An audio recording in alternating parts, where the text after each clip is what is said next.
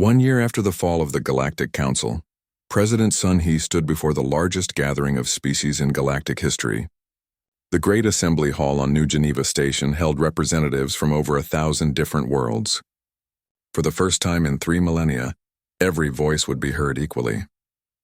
Sun He was young for a human leader, only 50 years old. She had been born in exile and raised on stories of the lost Earth, but unlike the older generation, she had no memory of hatred. Her vision was of the future, not the past. "Friends and allies," she began, her voice carrying to every corner of the hall. 1 year ago, we stood at the edge of a new age. Today, we take the first steps into that future together. In the audience, former Admiral Timon sat with the delegation from his homeworld. He now served as an advisor to the reformed Alliance Navy, helping to integrate former Council forces into the new peacekeeping structure. Next to him sat Counselor Jin-A, who had become the chief historian of the new government. The old council ruled through fear, Sun He continued. They decided which species could advance and which must remain primitive. They chose who lived and who died based on their own prejudices. That era is over. The hall erupted in applause from hundreds of different species. Some clapped with hands, others with tentacles, some made musical sounds, and others glowed with bioluminescent patterns. The diversity was beautiful. Dr. Hyunwoo sat in the front row, now serving as the director of the Memory Project.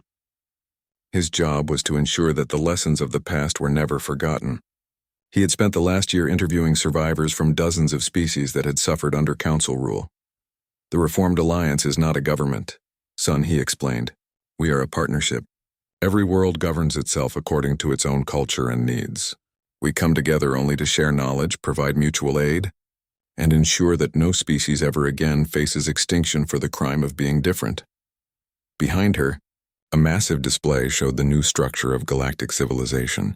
Instead of the Council's rigid hierarchy, there was a network of connections. Worlds linked by trade, friendship, and mutual interest. No single capital, no supreme authority. Captain Sora watched from the military section, now serving as the commander of Alliance Defense Forces. Her job was not to conquer or control, but to protect the freedom they had all fought to achieve. Next to her sat Captain Ji-hoon, who led the investigation corps that was still tracking down war criminals from the old regime. "Some ask what gives humans the right to lead this transformation," Sun He said. "The answer is simple: we don't lead it. We serve it. We use our knowledge and technology not to rule, but to ensure that everyone has the chance to grow and prosper." In the past year, the changes had been remarkable. Worlds that had been forbidden from developing advanced technology were now building their own space fleets. Species that had been forced to follow council culture were rediscovering their own traditions. Art, music, and literature flourished as creativity was no longer restricted. The former Admiral HFY was serving a life sentence on a prison world, along with other council leaders who had refused to accept the new order. But surprisingly, many former council officials had joined the alliance. They had seen the truth about what they had been serving and chosen to help build something better.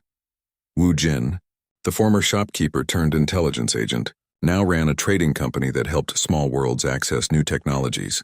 His motto was simple: everyone deserves a chance to reach for the stars. Mi Young, the engineer who had sabotaged council ships, was now leading a project to share human technology with other species, but not as gifts or tools of control, as knowledge freely given to friends. "We face challenges," Sun He admitted. "There are still those who prefer the old ways of domination and control. Pirates and warlords try to fill the vacuum left by the Council's fall, but we face these challenges together as equals." The display showed the current state of the galaxy. Most worlds had joined the alliance willingly. A few regions remained independent, which was their right. Only a small number of systems still harbored groups that tried to restart the old ways of rule through force. "Today we take another step forward," Sun He announced. "The Alliance Council votes on the proposal to begin the Great Restoration Project." Dr. Hyunwoo stood and activated his presentation. The hall filled with images of a blue-green world orbiting a yellow star. "Earth," he said simply. "Our homeworld, destroyed 3,000 years ago by Council weapons." The images showed the planet as it once was. Vast oceans, green continents, cities that blended with nature rather than conquering it. Then the destruction, the bombardment that had cracked continents and boiled seas. "We have the technology to restore it," Dr. Hyunwoo continued. To rebuild the continents, refill the oceans, and replant the forests. It will take 100 years, but it can be done. There was silence in the hall. Many species had legends of lost homeworlds. The idea that one could be brought back from destruction was almost too wonderful to believe. But Earth will not be restored as a human world, Sun He said. It will be rebuilt as a symbol of hope for all species. A place where any being can come to remember that destruction is not permanent, that life can return even after the greatest tragedy. The vote was unanimous. Every species in the Alliance agreed to contribute resources to the Great Restoration Project. As the assembly ended and representatives began returning to their worlds, small groups gathered to discuss what they had experienced. The Nereid delegation talked excitedly about new ocean restoration techniques they could share with water worlds. The silicon-based beings from the crater systems offered to help rebuild Earth's mountain ranges. Taemin found himself walking with Dr. Hyun-woo through the station's observation deck. Outside, ships from 100 different species prepared to carry the news of the day's decisions back to their homeworlds. "Do you think it will work?" Taemin asked. "This alliance based on cooperation instead of control?" Dr. Hyun-woo smiled, his old eyes bright with hope. "Admiral, I've seen what beings can accomplish when they're free to try. I've watched species advance centuries in just a few years, when they're not held back by artificial restrictions. Yes, I think it will work. And the Earth restoration? Is it really possible? Anything is possible with enough time, dedication, and cooperation. We learned that during our exile. When every species contributes what they do best, miracles become routine. On New Earth, the human capital ship that had led the return, Admiral Dong-hyun was reviewing reports from across the galaxy. Trade was flourishing. Scientific discoveries were being shared freely. Art and culture were exploding in diversity and creativity. There were problems, of course. Some worlds struggled with their new freedom, unsure how to govern themselves after millennia of outside control. Pirates and criminals took advantage of the reduced military presence. A few species tried to conquer their neighbors, thinking the alliance was weak. But these problems were being solved through cooperation, not domination. When pirates threatened trade routes, multiple species pooled their resources to hunt them down. When worlds needed help with self-governance, experienced species offered advice and training, not control. Most importantly, the Alliance had established the Preservation Protocol. Never again would any species face extinction for being different. Never again would advancement be seen as a threat. Every world had the right to develop at its own pace, in its own way. Captain Sora stood in the restored gardens of New Seoul, watching children from a dozen different species play together. Human children ran alongside young Nereids, their gills bright with laughter. Saurian hatchlings chased butterfly-like beings from the crystal worlds. The diversity was beautiful and natural. These children would grow up in a galaxy where differences were celebrated, not feared. Where cooperation was normal, not forced. Where every species had the chance to reach its full potential. As the sun set over the garden, Sora received a message from Earth. The first seeds had been planted in the restored soil. Grass was beginning to grow where cities had once burned. Life was returning to the dead world. It would take 100 years to fully restore Earth, but the work had begun. And when it was finished, it would stand as proof that no destruction was permanent. That hope could overcome any tragedy. The galaxy had learned the most important lesson humanity had to teach, that the future was always worth fighting for, and that the best revenge against those who would destroy hope was to create something even more beautiful than what had been lost. In the archives of New Geneva, Jin'e was writing the final entry in her history of the Council Wars. The humans returned not as conquerors, but as teachers. They showed us that power without wisdom leads to fear, and fear leads to cruelty. They proved that true strength comes not from the ability to destroy, but from choosing to build instead. The galaxy is free now, free to grow, to learn, to become something greater than the sum of its parts, and perhaps most importantly, free to remember that every ending can be a new beginning. The humans remembered. Now we all must remember, so that the dark times never return. As ships carried beings to every corner of the galaxy, they carried with them a simple message. The age of fear was over. The age of hope had begun. The Council's war fleet gathered above Centralis like a storm of metal and fury, 5,000 ships from every member species. The largest military force ever assembled in galactic history. At its head flew Admiral Taemin's former flagship, now commanded by Admiral HFY, a ruthless Saurian who had never lost a battle. But Taman was no longer with them. He stood on the bridge of the human ship New Sol alongside Captain Sora, watching his former fleet prepare for war. "They're bringing planet killers," Taman said quietly, studying the sensor readings. "The same weapons they used on Earth." Sora nodded, her face calm despite the massive force arrayed against them. "We know. Our scouts detected them 3 days ago. You don't seem worried. Should we be?" Sora asked. "Tell me, Admiral, what do you think we've been doing for 3,000 years? Before Taman could answer, the communication system activated. Admiral HFY's reptilian face appeared on the screen, his yellow eyes burning with hatred. "Human vessel, you will surrender immediately. Your species has committed acts of war against the Galactic Council. Submit to justice or be destroyed." Sora stepped forward. "Admiral HFY, I am Captain Sora of the Human Remnant Fleet. We reject your authority. The Council lost the right to speak of justice when it murdered our world. Your world was eliminated for the good of galactic peace. If you do not surrender, we will finish what should have been completed 3,000 years ago. Try." The communication ended. HFY's fleet began moving toward the human positions near New Busan, the hidden human capital world that had somehow appeared in the outer system. Taman watched the tactical display with growing concern. "Captain, they have 5,000 ships. How many do we have? In this system?" "About 50. 50? Against 5,000? Sora smiled. "Admiral, you're still thinking like the Council. Numbers aren't everything." The Council fleet reached weapons range and opened fire. Thousands of energy beams lanced out toward the human ships. The weapons had enough power to destroy planets, but the beams simply vanished. Admiral HFY stared at his instruments in disbelief. "Report, why did our weapons fail?" "Sir, the weapons fired correctly, but the energy was absorbed. We're detecting massive gravitational distortions around the human ships." "Impossible. No one can control gravity itself, but the humans could. 3,000 years of advancement had given them mastery over the fundamental forces of the universe. They didn't just use technology. They had become one with it. The human ships began to move, not like normal vessels, but like living things swimming through space. They flowed around the Council fleet's formation, their weapons targeting specific systems.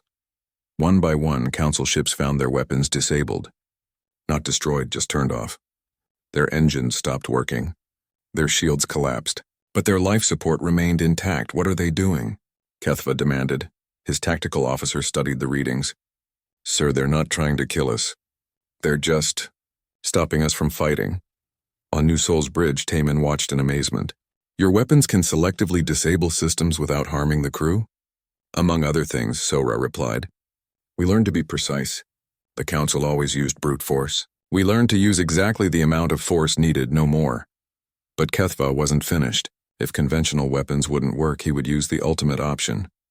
"Activate the planet killers," he ordered. "Target their capital world. Sir, there are still civilians on that planet. Millions of humans. Then they should have surrendered when they had the chance." The massive planet killer ships moved into position. These weapons had destroyed Earth. They could crack a world in half with a single shot. But as they prepared to fire, something impossible happened.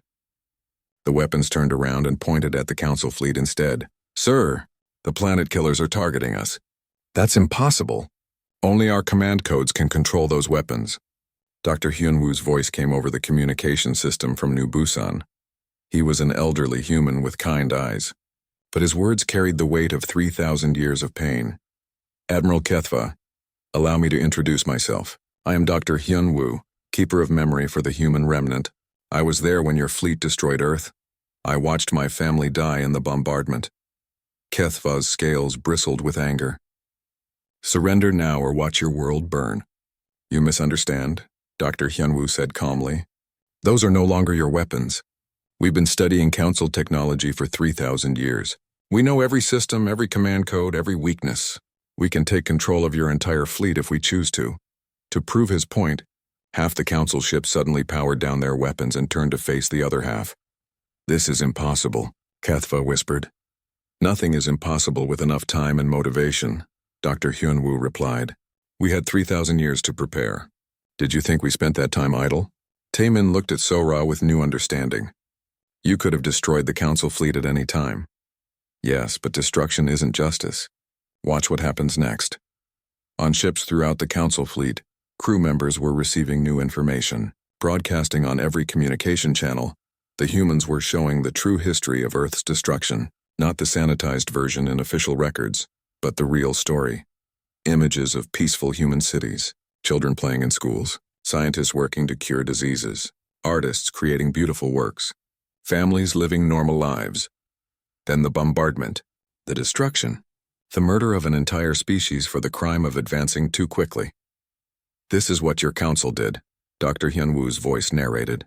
Not to conquerors or monsters, to people, to families, to an entire world of innocent beings whose only crime was learning too fast.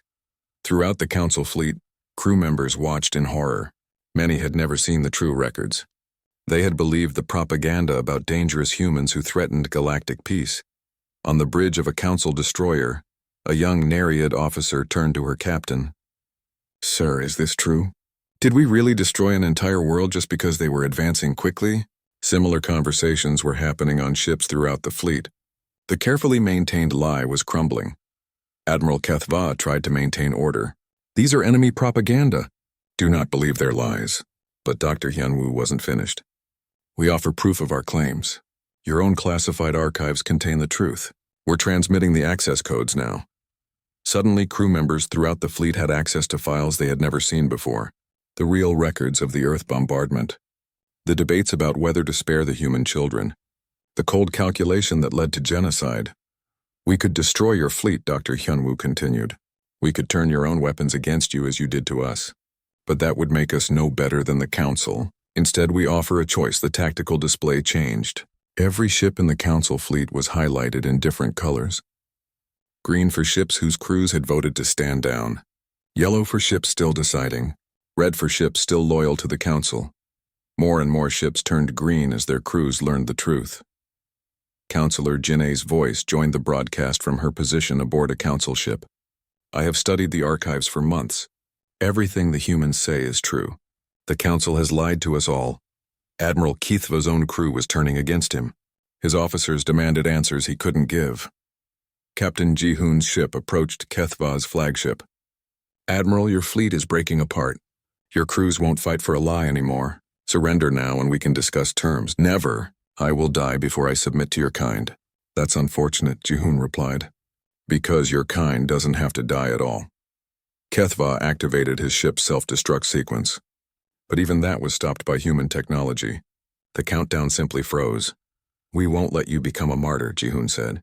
"You'll live to face trial for your crimes. Justice, not revenge." By the end of the day, over 90% of the Council fleet had surrendered. The crews had seen the truth and refused to fight for a system built on lies and murder. But the real test was yet to come. Having won the battle, would humanity prove worthy of victory? Admiral Dong-hyun addressed the galaxy from New Busan. "The Galactic Council's reign of fear is over. But we don't seek to replace one tyranny with another. We offer something different. A chance for every species to govern itself. A galaxy based on cooperation, not domination." The old order was dead, but what would take its place remained to be seen. Fleet Admiral Dong-hyun stood in the command center of the flagship New Earth, watching displays that showed the positions of 300 human ships scattered throughout Council space. Each ship was a masterpiece of technology developed during their 3,000-year exile. Each captain had been chosen for this moment. Dong-hyun was old, even by human standards. He had been born in the dark between galaxies, raised on stories of the lost homeworld. He had spent his entire life preparing for this day. The day humans would return to claim justice, but not revenge. That was important. Revenge was what animals sought. Justice was what civilized beings demanded. "Admiral," his communication officer reported, "all strike teams are in position. Captain Sora's unit is ready to begin operations on Centralis. Captain Ji-hoon has reached the Vega system. All agents report ready status." Dong-hyun nodded. "Begin Operation Homecoming." Across the galaxy, human ships that had remained hidden suddenly revealed themselves. But instead of attacking civilian targets, they moved with surgical precision toward military installations and government centers.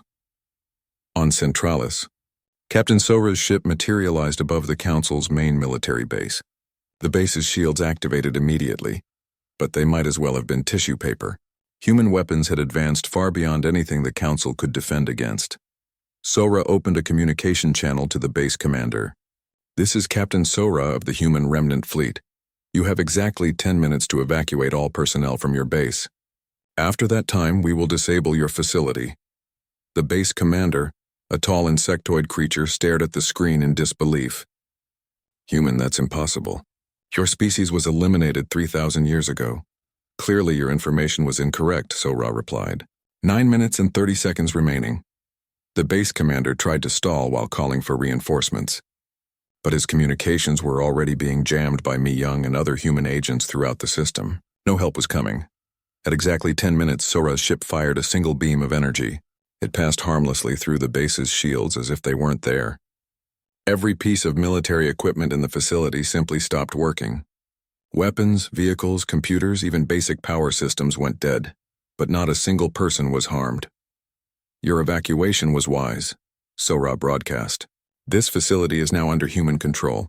Any attempt to retake it will be met with the same response." Similar scenes played out across 17 Council worlds. Military bases were disabled. Government centers lost all their computer systems. Communication networks went dark. But in every case, civilians were left untouched. The message was clear. Humans could strike anywhere, anytime. But they chose restraint. Captain Ji-hoon had a different mission.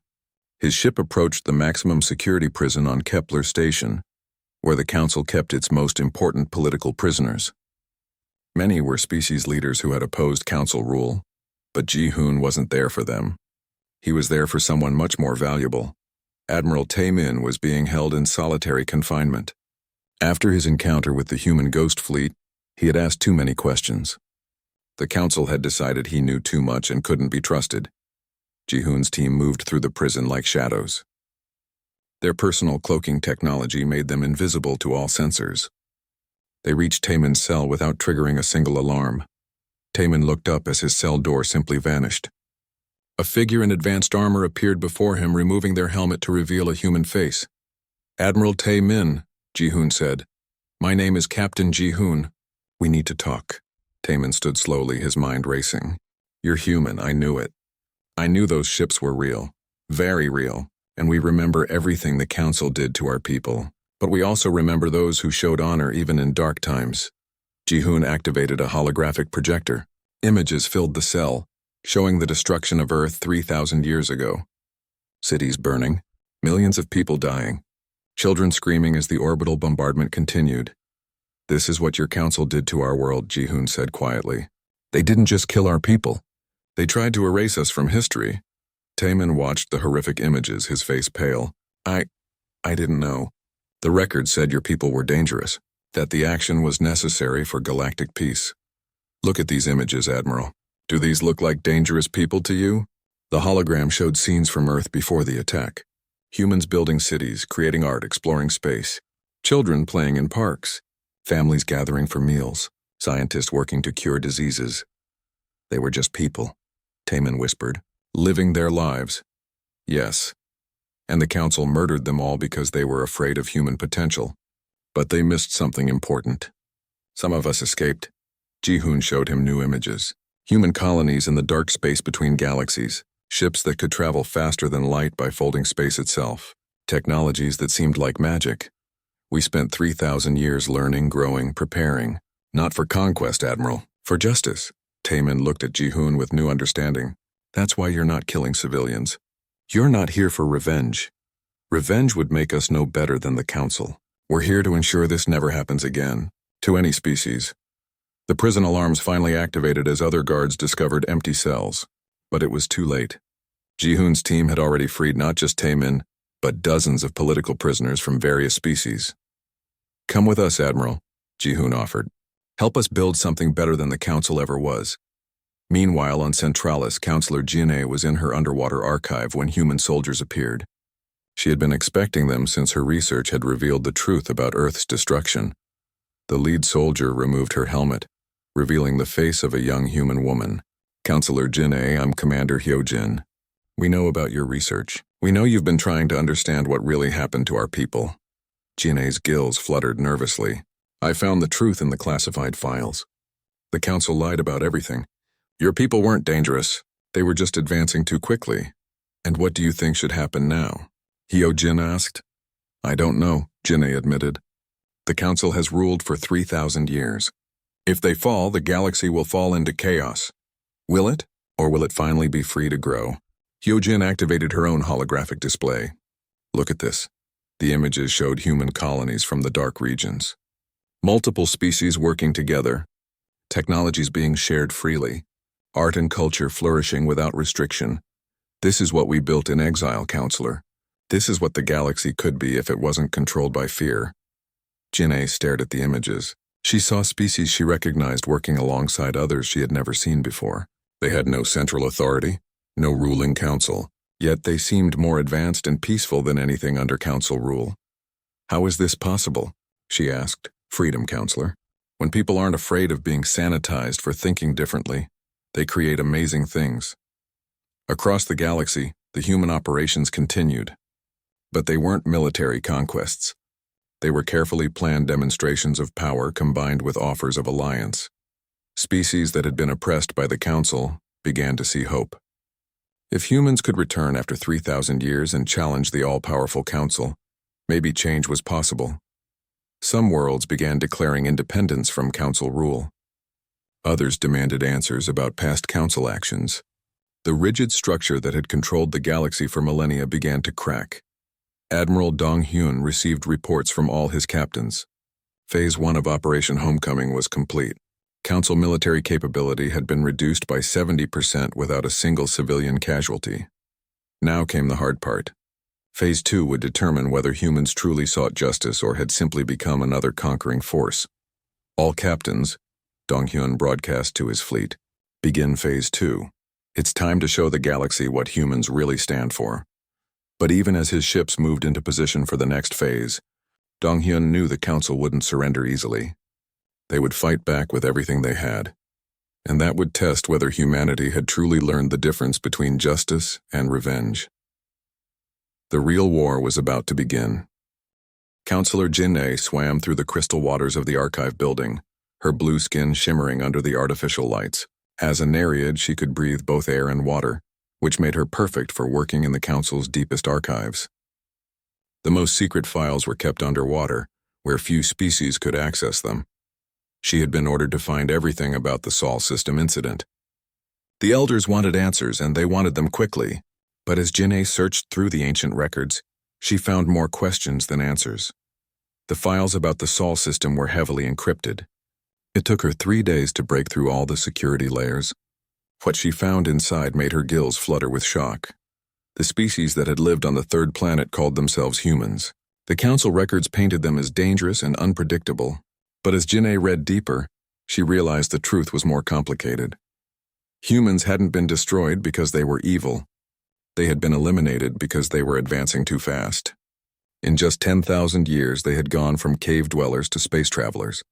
Most species took millions of years to achieve the same progress. The Council had been afraid. If humans continued to advance at that speed, they would soon surpass even the oldest galactic civilizations. So the decision was made to stop them before they became a threat. Jin'ei read the final report with growing horror. The humans had detected the Council fleet approaching their system. They had tried to surrender. They had offered to limit their technology and accept Council rule. But the decision had already been made. The planet was sterilized from orbit. Every city was destroyed. Every human settlement was wiped out. The official record said no one escaped. But Jin'ei found a note buried deep in the classified files. It was written by the fleet commander who had carried out the attack. He mentioned detecting several ships leaving the system during the final bombardment. The ships had used unknown technology to disappear into deep space. Some humans had escaped. Jin'ei's hands shook as she sealed the files. If humans had survived and if they had spent 3,000 years advancing their technology in secret, they would be far beyond anything the Council could handle now. Meanwhile, across the galaxy, a simple shopkeeper named Wu Jin was closing his store for the day. His shop sold basic supplies to travelers on Nexus Station, one of the busiest trading posts in Council space. He had run the shop for 15 years, and everyone knew him as a friendly merchant who always had what you needed. No one suspected that Wu Jin was human. As he locked the shop, Wu Jin activated a hidden device built into his wrist. It connected to a network that shouldn't exist, linking him to other humans scattered across the galaxy. Phase 2 is beginning, the voice said through his neural implant. All assets are to activate. Wu Jin smiled. He had been waiting for this message for 20 years. He walked to the back of his shop and pressed his hand against what looked like a normal wall panel. The wall slid aside, revealing a room full of advanced technology. He wasn't just a shopkeeper. He was an intelligence operative for the human remnant fleet. On a council military shipyard orbiting the planet Vega Prime, engineer Mi Young was working the night shift. She had been employed by the council navy for 8 years, maintaining their most advanced warships. Her supervisors trusted her completely. She had access to every system on the base. Like Wu Jin, Mi Young received the activation message. She continued her work as if nothing had changed, but now every action had a different purpose. Instead of maintaining the ships, she began to sabotage them, not in ways that would cause immediate danger, but subtle changes that would disable key systems when needed. She planted tiny devices throughout the base's communication network. When activated, they would shut down all military communications across the sector. The council fleet would be blind and deaf. Mi Young had studied council technology for years. She knew every weakness, every backup system, every security protocol. The council had taught her everything she needed to destroy them. Back on Centralis, Janae was called to an emergency meeting with the elders. She brought her research files, her gills still fluttering with nervousness. "What did you find?" the lead elder demanded. Ginny activated the holographic display and showed them the ancient records. The humans weren't destroyed 3,000 years ago. Some of them escaped. And sir, they weren't eliminated because they were dangerous. They were killed because they were advancing too quickly. The chamber fell silent. Ginny could see fear in the eyes of the elders, something she had never witnessed before. "How many escaped?" another elder asked. "The records aren't clear. At least several ships, possibly thousands of individuals. And where did they go?" "Unknown. They disappeared into the dark regions between galaxies. No one has seen them since." The lead elder stood up, its massive form casting shadows across the chamber. If they survived, and if they maintained their rate of advancement, they would now possess technology far beyond our understanding. "Yes, sir. Based on their historical development rate, they could have advanced several thousand years beyond anything we know." The meeting was interrupted by an urgent communication from Admiral Taemin. His image appeared in the chamber and Ginny could see the worry on his face. "Elders, we have a situation. 17 council worlds have just lost all military communications. Each base reports the same thing. Unknown signals disrupted their networks for exactly 60 seconds, then everything went dark." The elders exchanged glances. "Were there any attacks?" "No, sir. No violence at all. Just communications blackouts.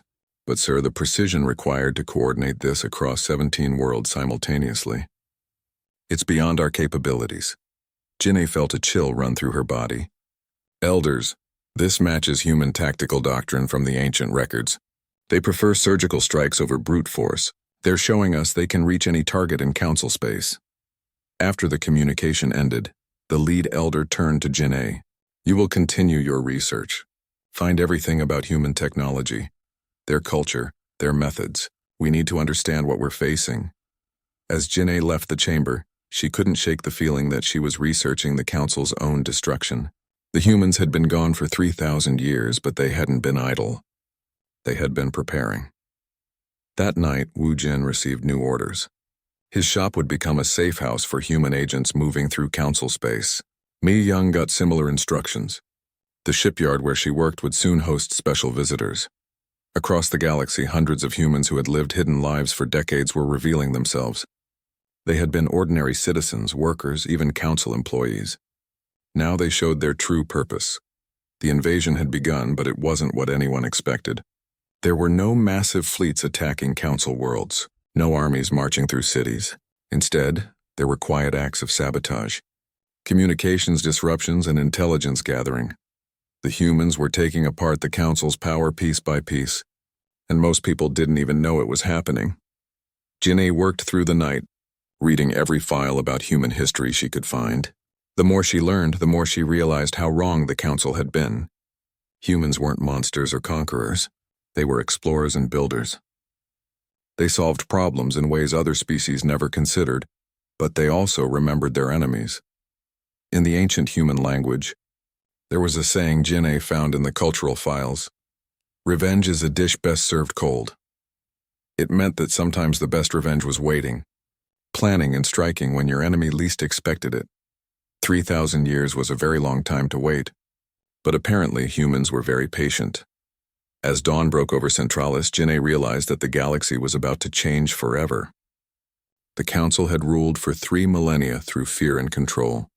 They had eliminated anyone who might challenge their authority. But they had made one critical mistake. They hadn't eliminated everyone. And now, after 3,000 years of preparation, the survivors were coming home. Admiral Taemin stood on the bridge of his flagship, watching the stars through the massive viewing window. He had served the Galactic Council for 30 years, and nothing surprised him anymore. The galaxy was peaceful under Council rule. Every world knew its place. The communication officer turned toward him. "Sir, we're getting strange readings from the old Sol system." Taemin frowned. Sol was empty space now. The Council had cleaned it out 3,000 years ago. Nothing lived there anymore. "What kind of readings?" "Ships, sir. But they're not showing up on our regular scans. Only the deep space sensors are picking them up." That was impossible. No ship could hide from Council technology. Taemin walked to the sensor station and looked at the display. The readings made no sense. The signatures appeared and disappeared like ghosts. "Send a patrol to investigate," he ordered. 3 ships should be enough. The patrol ships left the main fleet and headed toward the old Sol system. Taemin watched their progress on the main screen. Everything seemed normal until they reached the edge of where Earth used to orbit. Suddenly, the space around them filled with ships. They appeared out of nowhere, as if they had been invisible. The ships were unlike anything in the Council database. They were sleek and dark, shaped like predators ready to strike. No lights showed on their hulls. No energy signatures matched any known technology. "Sir," the communication officer called out. "The patrol ships are trying to hail them, but there's no response." Taemin counted the unknown vessels. 20 ships had appeared, all surrounding his patrol. But his sensors said there should be nothing there. It was as if the ships existed and didn't exist at the same time. "Tell the patrol to retreat," he ordered, slowly. Before his ships could move, one of the unknown vessels began to broadcast. The message came through in an old language that the computer had to translate. The voice was calm and clear. "We remember." That was all. Just 2 words. But something about them made Taemin's blood run cold. "Sir, the patrol ships report that the unknown vessels are not responding to any communication attempts. They're just watching." Taemin stared at the screen. The dark ships hung in space like silent hunters. Their design was strange. They had curves and angles that seemed to flow together naturally. Council ships were built for function. These ships were built like works of art. "Get me a full scan of those vessels," he ordered. "Sir, the scans aren't working properly. The ships seem to be made of materials we don't recognize. And sir, the energy readings are impossible." "What do you mean impossible?" The sensor officer looked confused. "According to our instruments, those ships are using more power than a small star. But we can't detect any power source. It's like they're drawing energy from empty space." Taemin had fought in many battles. He had seen new technologies before. But this was different. These ships violated everything he knew about physics. "Sir," message coming in from Council Command. "They want to know about the situation." Of course they did. The Council watched everything. They would have detected the strange readings too. "Tell them we have unknown vessels in the Sol system. Origin uncertain. Technology unknown." As he spoke, something changed on the screen. The unknown ships were moving. Not toward his patrol, but away from them. They moved in perfect formation like a school of fish swimming through water. But there was no trail behind them. No exhaust, no energy wake. They simply glided through space as if the laws of physics didn't apply to them. "Sir, they're leaving the system. Should we follow?" Taemin thought carefully. His 3 patrol ships were small and fast. The unknown vessels could have destroyed them easily if they wanted to. Instead, they had done nothing but watch and deliver that message we remember. Remember what? The Sol system had been empty for 3,000 years. The Council had made sure of that. The primitive species that once lived here had been eliminated for the good of galactic peace. There was nothing left to remember, "No," he said finally. "Let them go. But keep scanning. I want to know everything about those ships." The dark vessels reached the edge of the system and simply vanished. One moment they were there, the next they were gone. Not even the deep space sensors could track them. Taemin's patrol ships returned to the main fleet. The captains reported the same thing. The unknown ships had appeared from nowhere, watched them, delivered their message, and disappeared. "Sir, we're receiving new orders from Council Command," the communication officer announced. "We're to return to base immediately. All data about this encounter is classified." Taemin nodded, but his mind was troubled. In 30 years of service, he had never seen the Council move so quickly to classify something. Usually, they took time to study new situations. This felt different. As his fleet prepared to leave, Taemin took one last look at the empty space where the unknown ships had been. Nothing remained. No trace that they had ever existed. But he knew what he had seen. Somewhere in the darkness between stars, those ships were still out there, watching, waiting, remembering. The journey back to Council space took 3 days. During that time, Taemin read everything he could find about the old Sol system. The official records were brief. A primitive species had lived on the third planet. They had been advancing too quickly and posed a threat to galactic stability. The Council had acted to preserve peace. But as he read deeper into the classified files his rank allowed him to access, Taemin found disturbing details. The species hadn't been truly primitive. They had developed faster than any race in galactic history. In just a few thousand years, they had gone from simple tools to space travel. The Council had been afraid of them. The official term was preventive action. The reality was genocide. An entire world had been sterilized to prevent a potential future threat. Taemin had always believed the Council acted for the greater good. But now he wondered, what if some of that species had escaped? What if they had spent 3,000 years preparing for this moment? We remember. The message played in his mind over and over. It wasn't a greeting. It wasn't a threat. It was a promise. When his fleet reached Council space, Taemin was ordered to report directly to the High Command. He had never been summoned to such a high-level meeting before. The Council chamber was a massive hall filled with representatives from dozens of species. At the center sat the 5 elders, the most powerful beings in the galaxy. Admiral Taemin, the lead elder, spoke, its voice echoing through the chamber. "Tell us about these unknown vessels." Taemin gave his report exactly as it had happened. The mysterious ships, their impossible technology, their strange message. When he finished, the chamber was silent.